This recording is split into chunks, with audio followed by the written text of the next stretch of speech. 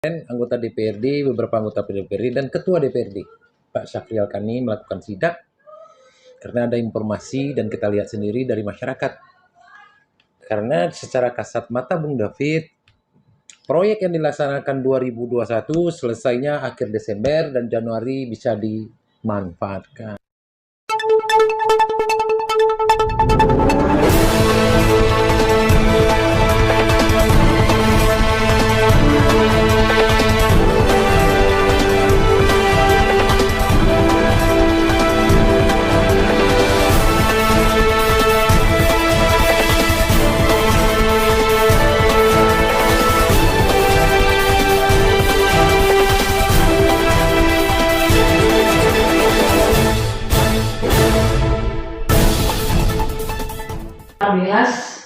Dan kios Cendramata.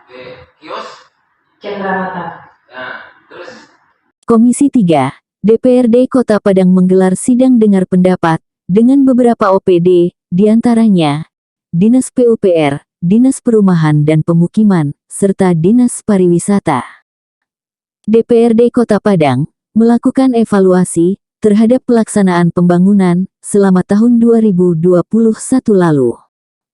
Diketahui, pada beberapa paket pekerjaan, terjadi keterlambatan yang melewati tahun anggaran, sehingga pembangunan tersebut belum bisa dimanfaatkan sebagaimana mestinya. Guna mengetahui persoalan yang terjadi, maka Komisi 3 DPRD Padang mengundang dinas terkait untuk memberikan penjelasannya. Dinas Pariwisata. Kalau mendengar paparan atau uraian tadi, kalau menurut kami, ya tunggu saja waktunya habis lah. Sesuai kesepakatannya kita maksimalkan kemampuan dari rekan tersebut untuk menyelesaikan pekerjaan sesuai dengan kesepakatan yang kedua.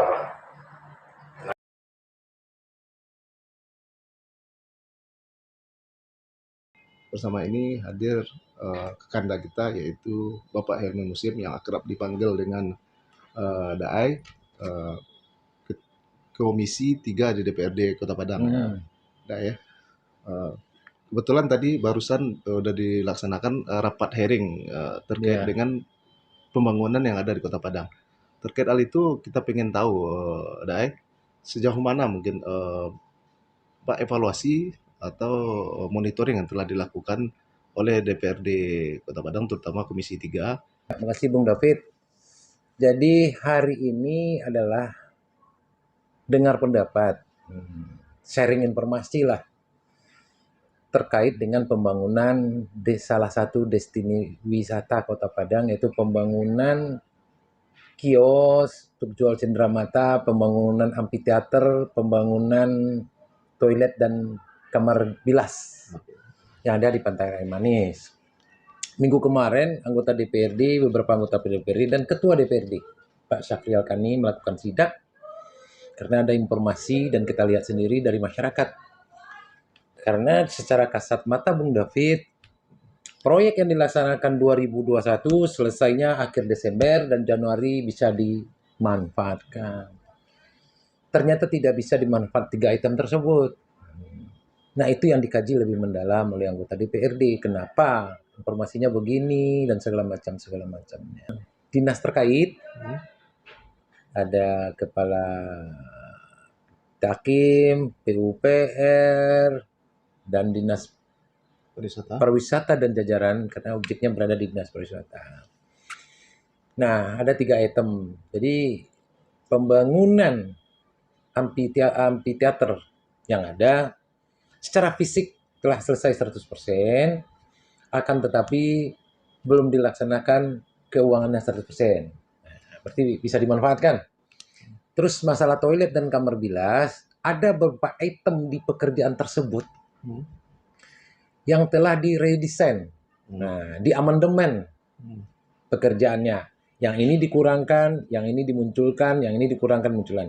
Berarti setelah 100% pekerjaan, ada yang tidak dilaksanakan karena memang tidak tertuang dalam kontrak yang terakhir atau laporan mingguan terakhir. Terus juga terhadap pembangunan kiosnya. Nah, khusus pembangunan kios itu adalah amandemen 3 kali.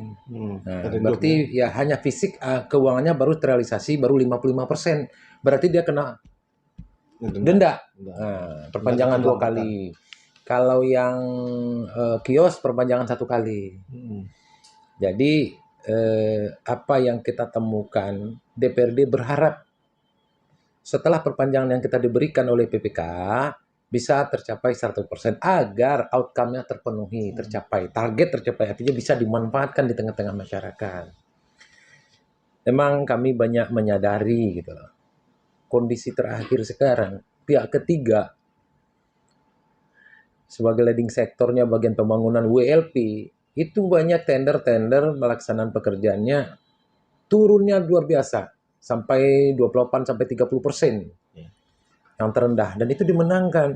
Nah, kami lihat dan kami temukan di lapangan, pemirsa, waduh, ini akan terganggu mutu. Juga terhadap pelaksanaan pekerjaan akan banyak molor. Yang pasti azas manfaat tidak terpenuhi 100%. Terkait itulah kami sharing dengan dinas terkait, mencari informasi agar solusi ini pelaksanaan dan pekerjaan di 2022 ini tidak terulang lagi. Gitu Bung David. Apa yang didapatkan dari hearing yang telah kita lakukan pada saat tadi? Jadi gini, khusus untuk 3 pekerjaan yang di Pantai Air Manis, didapatkan solusi adalah agar bulan ini selesai pekerjaan semuanya sesuai dengan kontrak yang di amandemen terakhir, agar manfaatnya bisa tercapai. Terus mengenai pekerjaan-pekerjaan yang turun sampai 30%. Satu sisi emang kita diuntungkan. Karena ada dinamika berbeda di tengah lapangan.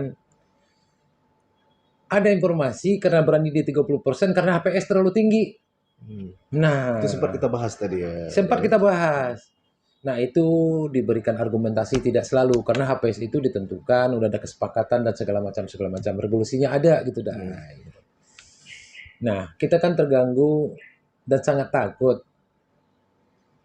terhadap mutu. Nah, kalau mutu suatu pekerjaan tidak sesuai dengan harapan atau besteknya, nah itu persoalan. Tapi sepanjang dia turun 30%, di dokumen pekerjaan itu speknya semuanya tertuang, mereka mengikuti sesuai dengan bestek, dengan agreement dan perjanjian, ya no problem, nggak ada masalah. Tapi yang masalah kalau kalau terganggu mutu.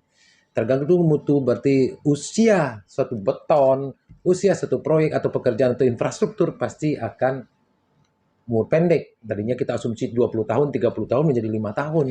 Nah, itu kan juga jadi kerugian. Bagaimana mungkin dengan penyedia nakal ini, artinya kontraktor nakal ini, ada kita menyorotinya karena pada prinsipnya kan dalam dokumen itu sudah ditetapkan mutunya, kualitas barang yang akan digunakan, terus mutunya sudah ditentukan, terus volumenya juga sudah ditetapkan. Begini Bung David, suatu pekerjaan itu dilaksanakan, pasti sudah ditunjuk PPK-nya, PPTK-nya, kontraktor pengawasannya. Nah, kontraktor pengawasan inilah yang betul-betul kita harapkan bekerja sesuai dengan harapan. Nah, karena mereka kan juga ada kontrak yang mengatur mereka sebelum bekerja. Nah, itu yang kita harapkan akan bisa bekerja maksimal, itu tadi, agar manfaatnya tercapai. Nah, kalau banyak yang mangkrak, nah itu kan jadi persoalan.